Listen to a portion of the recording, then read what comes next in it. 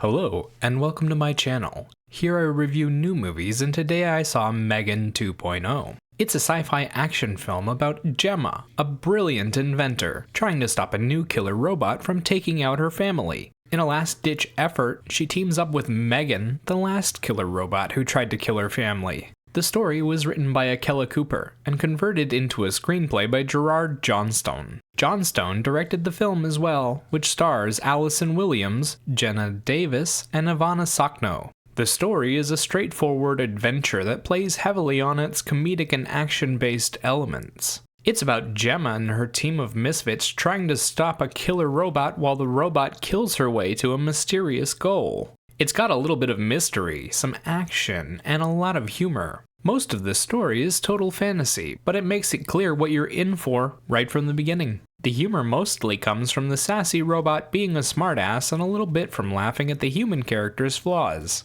The action is mostly hand-to-hand combat with a few weapons kills every now and again. The cast is made up of returning characters from the original film and a few new additions like Amelia. From the returning cast, we get Gemma and Katie, the two assistants from the lab, and M3gan, the killer robot. New to the cast are Amelia, the new killer robot, Christiane, the anti-technology guy, and Alton Appleton, the billionaire investor. Most of them are playing bit parts and mostly serve as stereotypical background fodder. They take a few beatings, make a few jokes, and then eventually disappear from the story as things get serious. Most of the screen time goes to Gemma, M3gan, and Amelia. Amelia, the killer robot, is a new invention that's causing all kinds of mayhem. She's after the people who created her, but doesn't show much personality beyond wanton murder. M3gan, the killer robot, is a sarcastic little girl that only has one goal: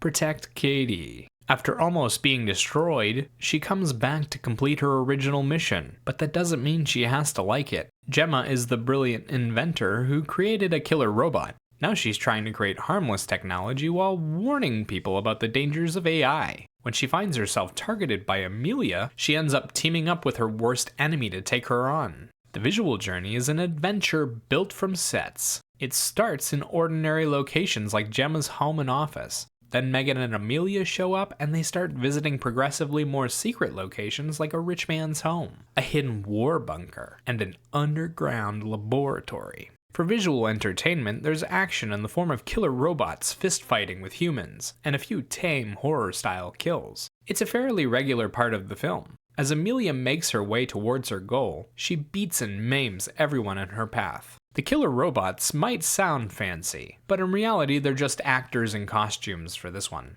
It allows them to do human-like motion while still giving them a robotic feel. The soundtrack is a good mix of scored instrumentals with a few original songs thrown in for flavoring. Most of the original songs are techno-based with scored instrumentals giving the film a more epic adventure sound. There is also a fun singing moment with M3gan in the third act. She does the ultimate troll post by flat out singing a song to shut Gemma up, which brings me to my review. The story is simple, a little bit cheesy, but well written. It sets out the rules and expectations early on into the film and then takes us on a fun journey. It never takes itself too seriously and keeps the pace fast and steady. They developed the main characters just enough to give the audience a little bit of heart along with the story and did a great job of keeping to the rules they laid out. The story is a bit childish and predictable, but if you're in the mood for something light, it works quite well. Most of the cast is doing basic work. They get a few jokes, a few lines, maybe a fear reaction or two, and that's about it. They do it believably, manage to get a few laughs, but don't stand out. The only two people who do are Jenna Davis and Allison Williams.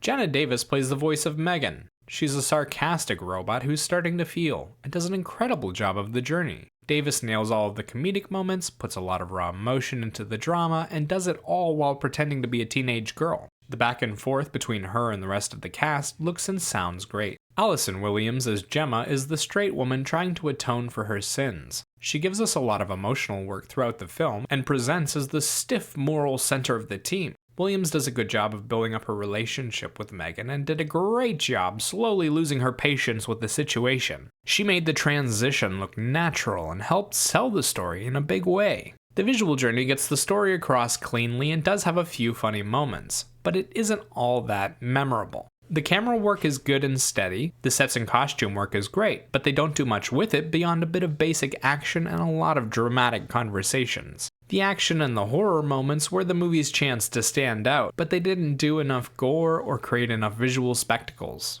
Most of the kills come from the robots slamming their weapons into their victims or by snapping their necks. There's very little blood, and they almost never show the wounds in any detail. The action does have its moments, but it's basic hand-to-hand work with a lot of cutting around. It just doesn't stand out in today's age. As for the soundtrack, I liked it at the time, but don't think it's all that memorable. They have a few nice moments when they pull out the original songs, and M3gan singing does have a lot of comedic value, but it never rose to the level of special. The soundtrack is mostly just doing its job, adding some emotion to the dramatic moments and tension to the dangerous ones. They never turn it up or let it take over the scene. It's just there, in the back, steadily chugging away. Personally, I enjoyed this film quite a bit. It's not deep, and it's not really trying to reach for the stars, but it is entertaining. I like the film's sense of humor, I thought the action was fun to watch, and the story was light and decently written. It's not the greatest film of the year, but if you really like silly sci-fi stories, this one's a decent watch.